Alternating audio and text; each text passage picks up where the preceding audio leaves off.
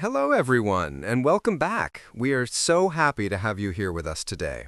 Yes, welcome back to the family. It is always such a joy to sit down, put on these headphones, and just talk to all of you. And to talk to you, Ria, how are you doing today? I am doing really well, Tom. Actually, I am feeling surprisingly energetic today. I went for a run this morning, the sun was shining, and I just felt alive. How about you? That sounds lovely. I'm doing well too.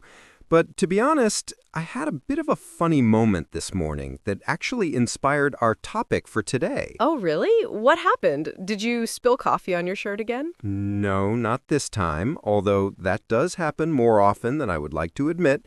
No, this was something different. I walked into the kitchen to get something. I walked with purpose, Ria. I knew exactly what I wanted. I opened the cupboard door, and then nothing. Oh, no. I know exactly what you're going to say. I stood there for a full minute, staring at plates and bowls, completely blank.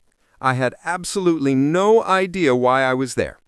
I had to walk back to the living room, sit down, and retrace my steps just to remember that I wanted a spoon. That is the classic doorway effect. You walk through a door and your brain just resets. But I feel like you're worried about something deeper than just a spoon. Exactly. It made me think, Ria. It made me think about aging. It made me wonder, is my brain slowing down? And that is a scary thought. I think we all worry about that sometimes. We worry about losing our sharpness, our memory, and our ability to learn new things. That is such a universal fear, Tom, especially for our listeners. They're here because they're learning English. They're trying to absorb new vocabulary, grammar rules, and pronunciation. And sometimes, when you forget a word you learned yesterday, it's easy to panic and think, is my brain just too old for this? Right. People say, oh, you can't teach an old dog new tricks. But today, we are going to destroy that myth. We're going to talk about how to keep your brain young. And the good news is, it is absolutely possible. It is more than possible, Tom. It is scientific fact. I've been reading so much about this lately because it fascinates me. The brain is not fixed like concrete. It's more like plastic or clay. Neuroplasticity. That's the fancy word for it, right? Exactly. Neuroplasticity. It just means our brains can change, grow, and reorganize themselves at any age. Whether you're 20, 50, or 80, you can build new connections, but you have to treat your brain like a muscle. I love that comparison. If you want big biceps, you have to lift heavy weights. If you want a strong young brain, you have to lift heavy mental weights. But what does that actually look like in real life? Because nobody wants to sit and do math problems all day. No, definitely not. Although math is good for you. But the number one thing, the absolute best way to keep your brain young is exactly what our listeners are doing right now. Learning a language? Yes, learning a foreign language, it's like a full body workout for your mind. Think about it, Tom. When you speak English, you're using memory to recall words. You're using logic to build sentences. You're using your motor skills to move your tongue and mouth in new ways. You're listening and processing sound. It lights up the entire brain. That makes so much sense. It's complex, and the brain loves complexity. I remember reading that people who speak two languages tend to develop dementia or Alzheimer's much later than people who only speak one. It's like they have a backup system in their heads. That is amazing motivation, isn't it? So if you're listening to this right now and you're feeling frustrated because English is hard, remember that the difficulty is the point. The struggle is actually the medicine. If it were easy, your brain wouldn't be growing. I think we need to frame that properly. We usually hate struggle. We want things to be effortless. But you're saying that the moment where you're searching for a word or trying to understand a fast speaker, that's the moment your brain is physically getting younger? Precisely. It's The mental sweat. If you go to the gym and lift a feather, your muscles won't grow. You need resistance. So embrace the confusion. But Tom, apart from language learning, what else keeps the brain ticking? I know you have some habits that you swear by. Well, one thing I've been trying recently is breaking my routines. I read that doing the same thing every single day puts your brain on autopilot. It's like driving a car on a highway. You stop paying attention. That is so true. Sometimes I drive home from work and I don't remember the journey at all. I just arrive. That is scary. Exactly. Your brain is sleeping because it knows the pattern. So I have started doing small, silly things to wake it up. For example, I try to brush my teeth with my left hand. No way! Does that actually work? It is incredibly frustrating. I end up with toothpaste on my nose. But for those 2 minutes, I have to be completely focused. My brain has to build new neural pathways just to coordinate my hand. I also try to take different routes to the supermarket. Just seeing different streets forces the brain to pay attention. I love that.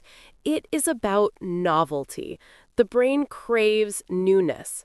I heard a neuroscientist say once that routine is the enemy of time. If you do the same thing every day, time seems to speed up because your brain doesn't record any new memories. But if you have new experiences, time slows down. You remember more. That is beautiful. It explains why childhood feels so long. Everything is new when you're a child. Every summer seems endless.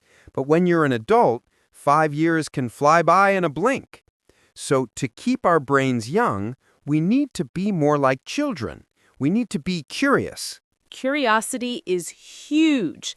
But let's talk about the physical side for a moment, Tom, because we cannot separate the brain from the body. They are connected. Oh, absolutely. I noticed you mentioned going for a run this morning.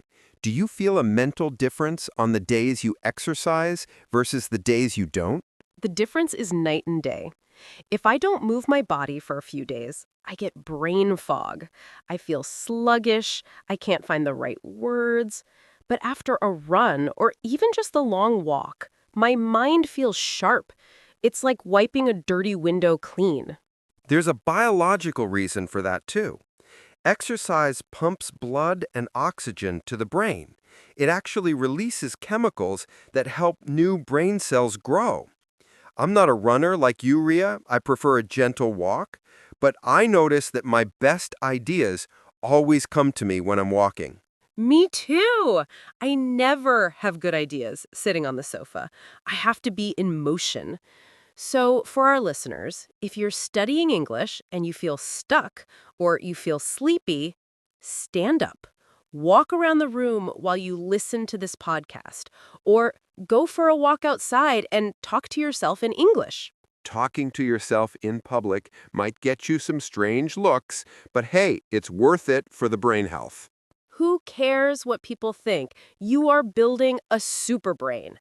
But Tom, there's another pillar of brain health that is really hard for a lot of people these days, and that is sleep. Ah, sleep, the elusive friend.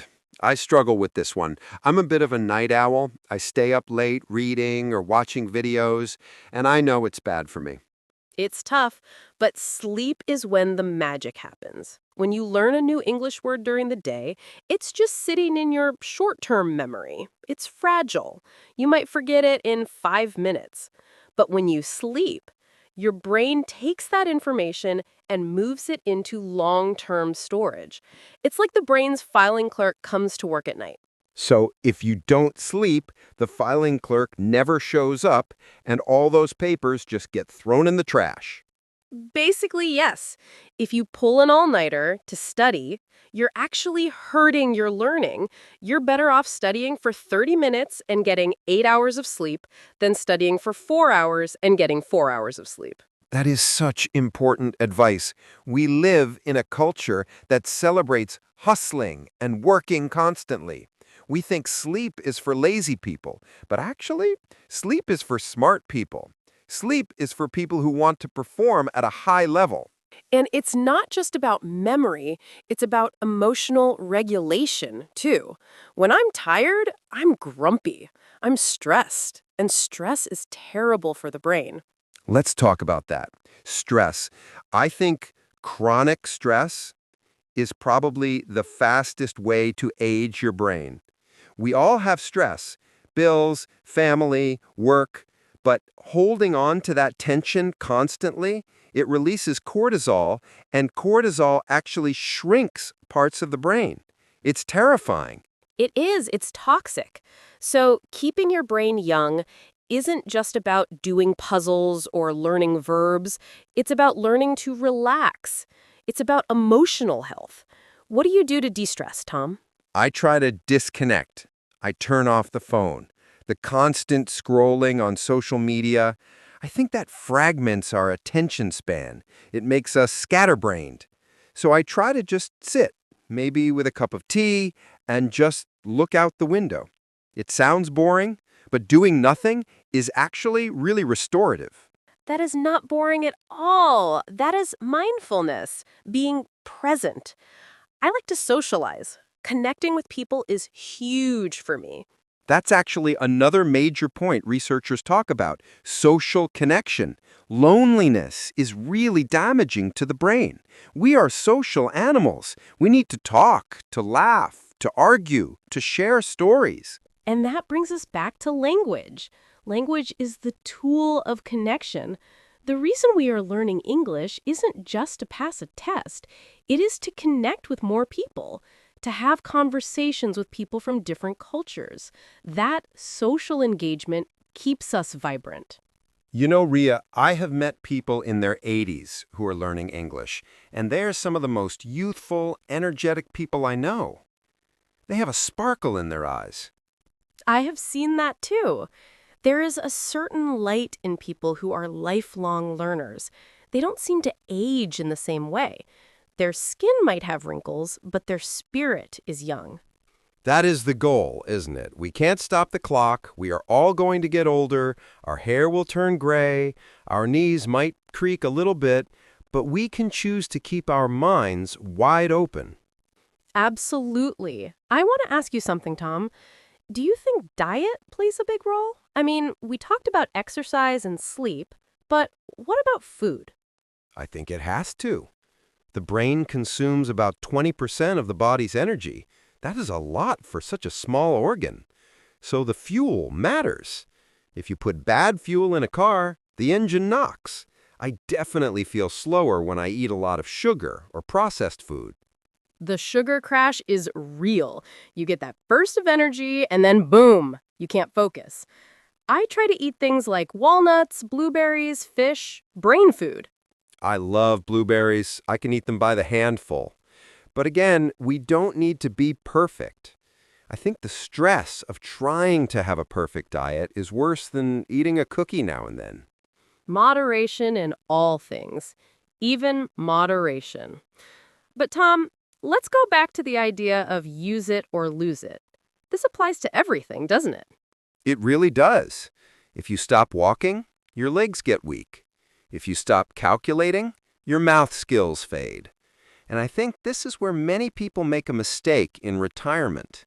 They work hard for 40 years and they think, okay, now I'm going to do nothing. I'm just going to sit on the beach and relax. And that sounds lovely for about 2 weeks. But if you do that for years?